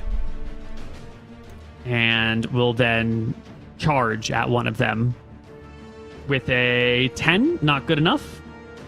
The Verossi Knight, that sounds like a good plan, but his first duty is to the Inquisitor, and will finally come in, drop his sword, hop in the wagon, just drag the Inquisitor's body out, and his sword on the ground, and actually have to spend the rest of the round taking his shield off because the Inquisitor is bleeding out, and he cannot let the Inquisitor bleed out. The Inquisitor was brought down to -1 HP, is now much deeper, but is still savable.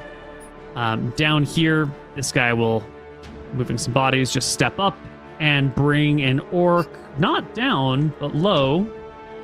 This one he is badly wounded. He kills his morale check. Amazing. Wow. He'll stay and fight, and he'll just Arbing Sword one of them and drop another orc. That's incredible. Perfect. They get second attacks this round? I think they get second attacks this round. The orcs will go. These two will hop on Huck. Hit him twice. One hit for 5. Down below. 3 on the Wounded Knight. 1, 2, 3 will do it. And the Wounded Knight will go down. And I do believe Huck gets a second attack this round, which he will use successfully and drop an orc. And the Knights get a second attack this round, which are just this one down here. And that is a 12, which is not good enough. Because this guy's not going to be, showing his back.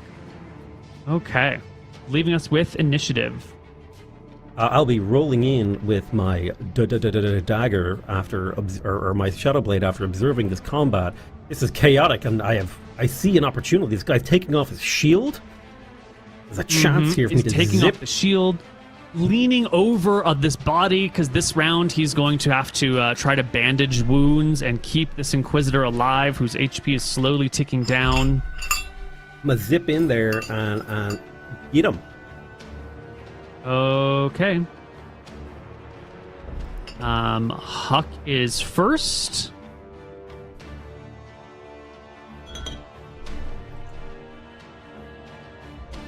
Yeah, this fight is so chaotic. I don't know what's actually happening, and I don't even know if it's even going the way it needs to.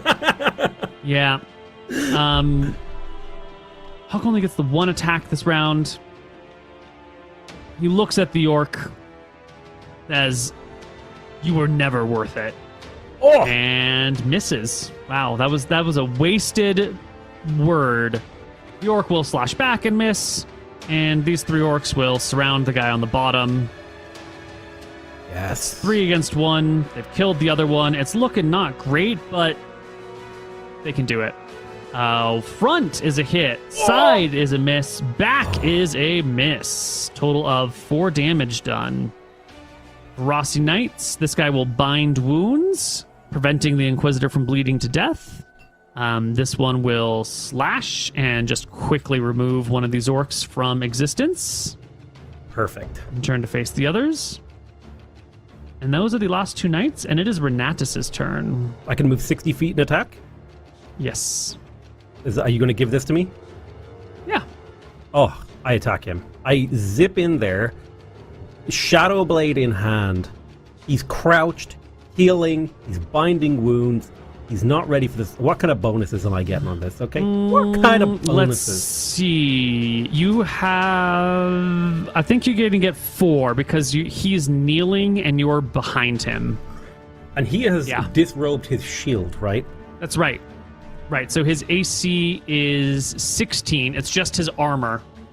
And you have +4 to hit. We got these. We got +9 to hit. We roll these all day. 18, 23. That, sir, is a critical hit. Oh. That is double damage times 3 plus 2. Double damage times 3 plus 2. So another 1d8. Roll me another... Boom. Oh! What is that? 11 times 3 is 33 plus 2 is 35 damage. 35 damage in 1 hit. The head comes off, rolls quietly to the ground. Oh. Perfect. Well, With my offhand attack, I attack the man on the ground. This guy? Mm-hmm. Oh, don't roll a 1. Just don't roll a 1. Okay, dagger, offhand, attack. What do I get? Yeah. Yeah, go ahead and do D4 damage to him. Oops, I double-clicked with 4. First one with 4. Okay, well then. He is fully dead. Perfect. Initiative.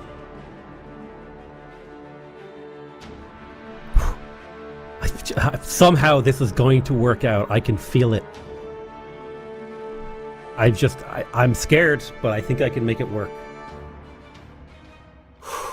Okay. Verossi Knight down here.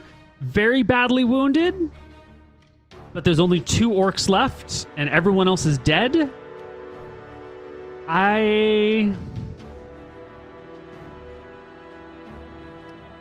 He just passed a morale check last round with flying colors. He stays in the fight.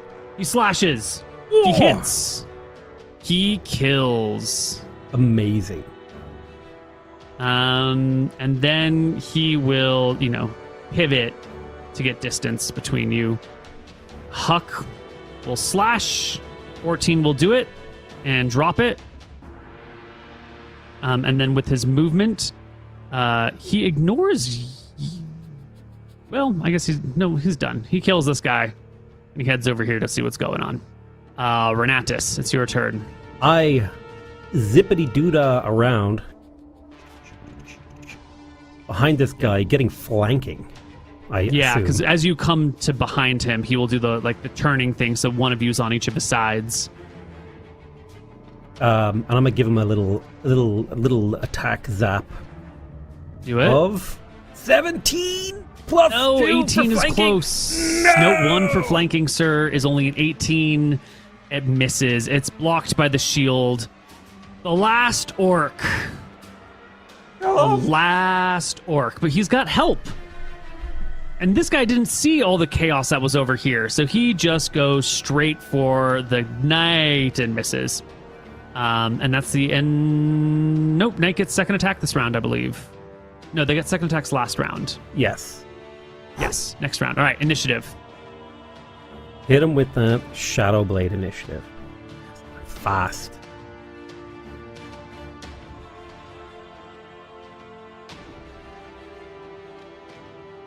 Okay, Renatus, for your first. Flanking for the +1, and I hit him! 17! Close but no cigar. The Verasi Knight. There's an orc and a human. You both have 13 AC. The orc has a 2-handed axe. The old man has an arming sword and a dagger. Who does he go for? I don't know. 1d2. On a 1, it's Ren. On a 2, it's the orc. No! Oh, Ren. Whoosh! 19 to hit for 10 damage. Ugh. Okay. The orc will... That's a 17. 18 with the flanking is not good enough. Huck, you gotta do it, gut man. Huck will come over here and ready an attack. Mother... Right? No. There's a pause as he's... Looks like he's going to ready attack. But... You're so weak, he can kill you easy. The orc, not a problem. This guy with 19 AC, actually a problem. He needs to go down. So Huck will come from behind and finish off the knight. Oh, actually, no! That is not a finish. That is 6 damage. The knight survives. And Renatus Fur, I think this is probably where we see you die, because you only have 14 AC, and he's got +8 to hit, and he's he rolling targeted a 1, you. bro. He's rolling a 1. He's rolling a 1, okay? He only needs a 6 to hit you. He's rolling a 1. Not happening. I should have disengaged. Fuck. Whoosh. It's a hit. It's a crit. It's a crit. 9 damage to Renatus Fur. He falls unconscious. And we'll see if you survive, but I really doubt it. As you slip into oblivion, Huck will get his second attack. 10 is no good. I'm just going to really quickly play out the next round on screen because we are so close. We're going to drop this orc and add this orc. And Ren's gone, and Huck will go, and that'll miss. The orc will go, that'll miss. The knight will go, and that will kill the orc. And Ren will bleed 1 point. He'll drop to -4. It's Huck versus knight. I can't watch, dude. I'm so dead. The knight goes first. criticals for 11 on Huck. Only needs to score 1 hit and misses. They both get second attacks. The knight takes a second attack and criticals again for 14, which will kill Huck. The worst outcome for Sarah. Oh no! The knight remains at 1 hit point. Everyone else is dead. Now, this is the interesting... This is why we didn't just fade to black. Because the purpose of the Inquisitor is to come find Ren, who is wanted for questioning. Now, the knight. Does the knight know what Ren looks like? He's just a bodyguard. He might have overheard some conversation. He might have been paying attention. He might not have been paying attention. We're going to give him an intelligence. Been made for me. No, definitely not. Definitely not where he's from, especially. With the 16 on the intelligence check, I think he doesn't understand that you're Renatus Fur. But he does understand that this is trouble. And he's at 1 HP. He'll check the Inquisitor. He'll come and check Huck. Does he care? Does he want to ask questions? I don't think so. I think he needs to survive. And I think Ren will just bleed to death on the side of the road, dude. Right? Oh, I was so close to hitting. It was you were 1 off on your last attack. If it had been a back attack, it would have been fine. Yes, it had been a back attack, but he pivoted so it was a flank.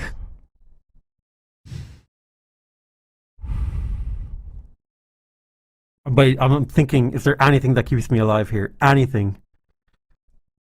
I don't have my ferret. I don't have a potion. There's no healing. No god will intervene.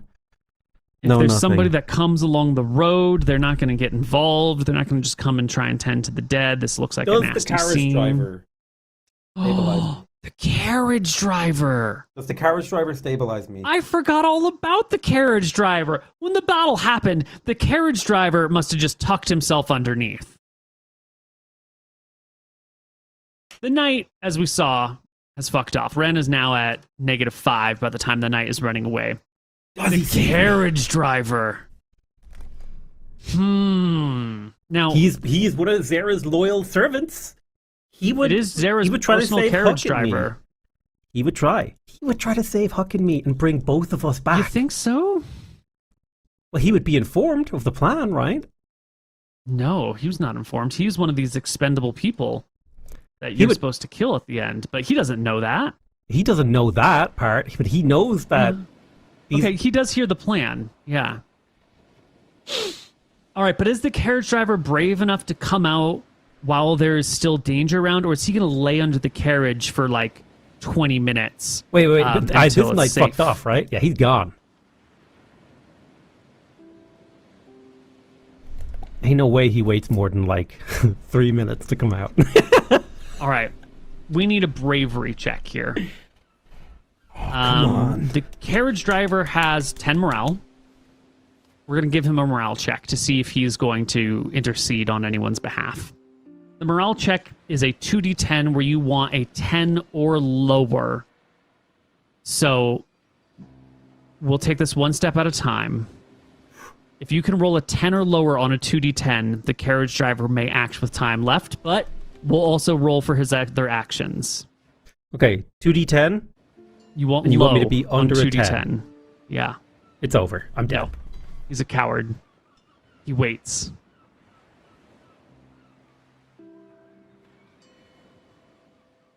I think he just waits and watches. I can't hear you. To make sure that everything is safe and that he's not going to get killed by anything. And I think Renatus Fur bleeds to death on the side of the road. Don't tell me what happens to his family. I don't want to know. Well, Ren, what happens is that you find yourself waking up or coming to consciousness on a beach on a cool night with gentle waves lapping upon the shore. Am I young again? Youngish, you know. You're in your 40s, maybe. Not the 65-year-old man, but youngish. I step up and for a little while there's a sort of feeling of unfinished business, but Ren is tired. Ren has fought. Ren has bled. Literally, metaphorically, everything. Ren has bled. And he will run his hands through the sand and accept that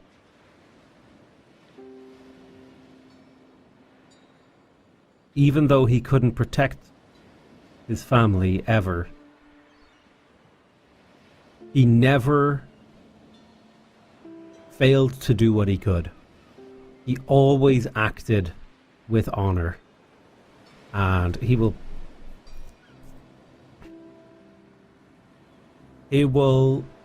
whisper a little prayer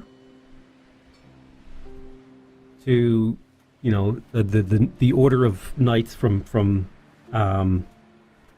Vantis, because in Vantis you know, it sort of has a sort of Norse vibe where, you know, to die in battle is to be seen to have died in battle, right? To die running from battle is like the most shameful thing a warrior can do, and it's all about face, right? Mm-hmm. Chiefs. And he died in battle, and there's this little glimmer of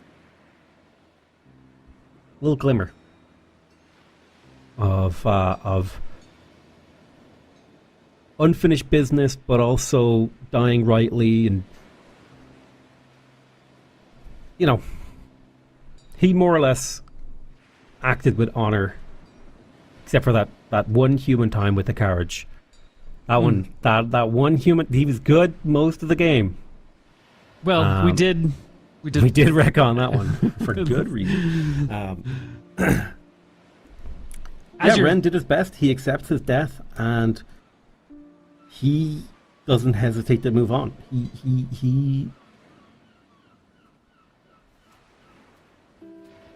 Ren is ready. He was living on borrowed time, and he was borrowing time on the interest of borrowed time, and I believe I move on quickly.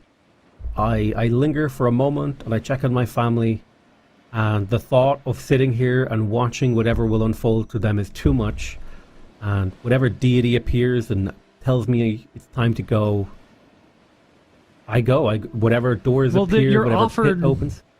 You're offered a few things as you get up from your prayers and take look around for where the exit might be, for a way to go. You'll see there's a small little like tiki bar set up nearby with some empty stools, and there is a tall, dark-haired woman that looks exactly like Verasi, the goddess of death, who also plays like a Grim Reaper role here, standing behind the bar, looking at you, gazing at you, like making eye contact with a very sort of soft, accepting expression on her face. Her hands like on the table, in full sight.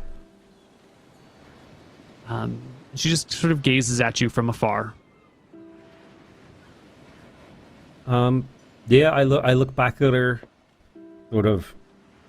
There's a moment of like, this is the goddess that damn empire is built around, and it, you know, she's the one. But I think in the place beyond, those sort of earthly thoughts, depending on the disposition of the character, linger or leave, right? Like if you feel like you have unfinished business, They might linger. If you are worn, if you're ready to go, the thought of blaming her moves on quickly. There is a brief moment where Ren wishes that he could just go back for one day to get vengeance. Just one day of vengeance. It's just that burning bright, like just that last, like if only I could go back with my full strength and just kill her.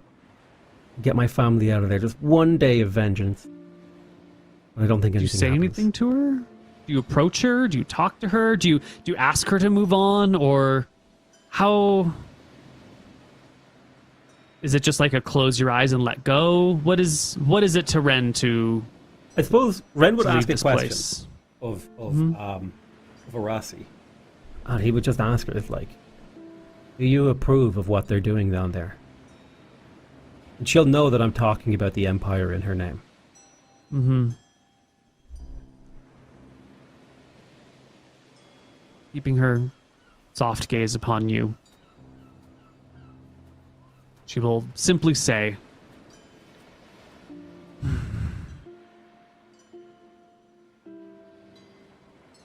they have lost their way.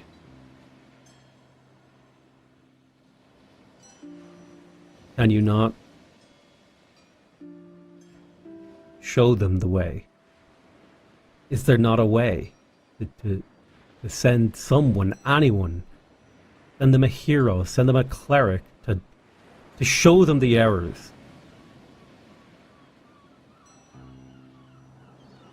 Look at what they did to me. And like the pain of Ren's darkest days. I mean, I imagine in this place, sort of, she knows what's happened. She motions to a barrel that's on her side of the bar. And, you know, there's a large entrance. You could easily walk around. And she just casually points to it and says, look at what they've done to your family.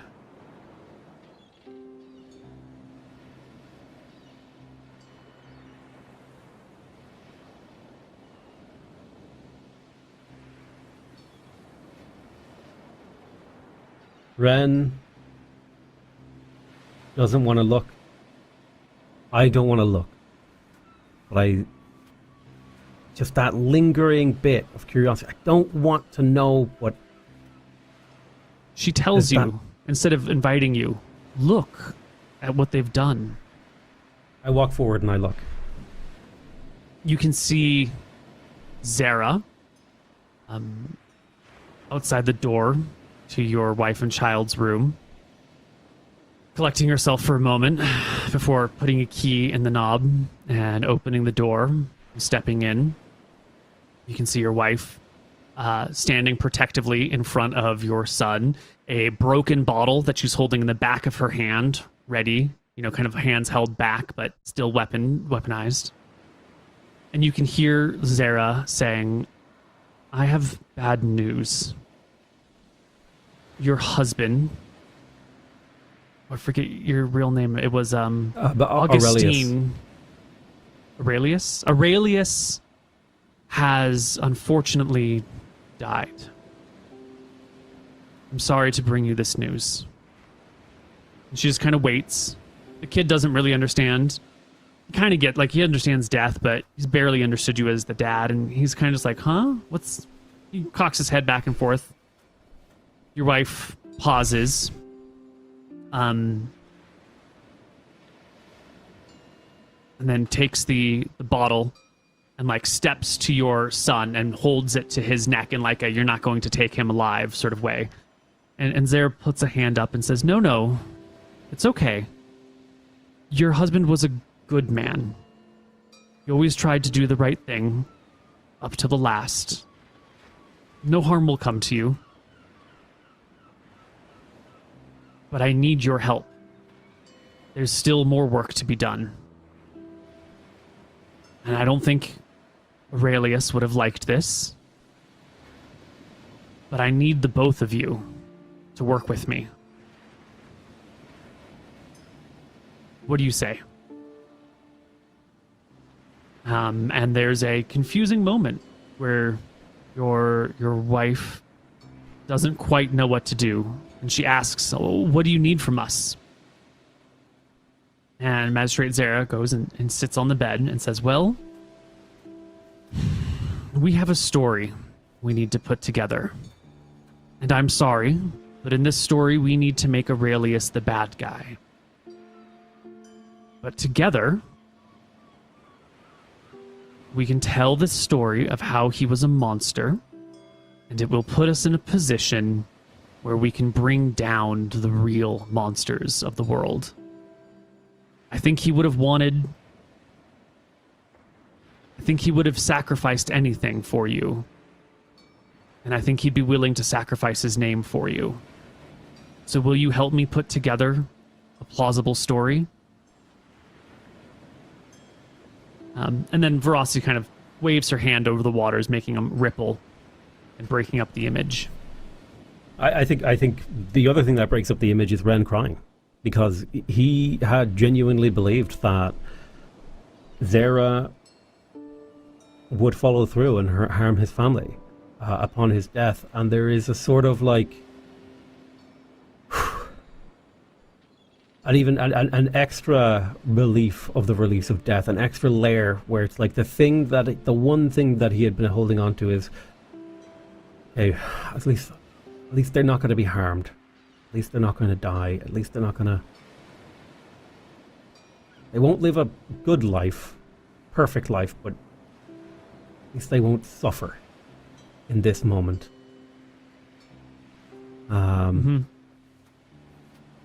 And I'll turn to Verossi and I'll say, if she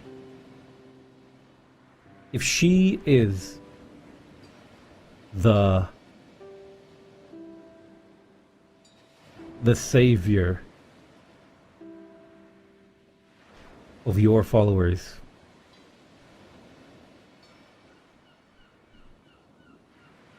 then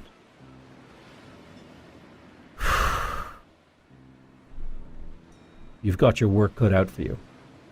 And I'll say, I can't go back. She shakes her head. Not anymore. We don't do that anymore. Then show me the way.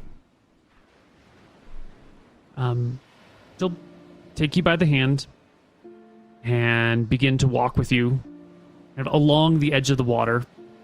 She'll rest, you walk hand in hand with someone, and the arm that is between the two of you is the one that she's holding on to.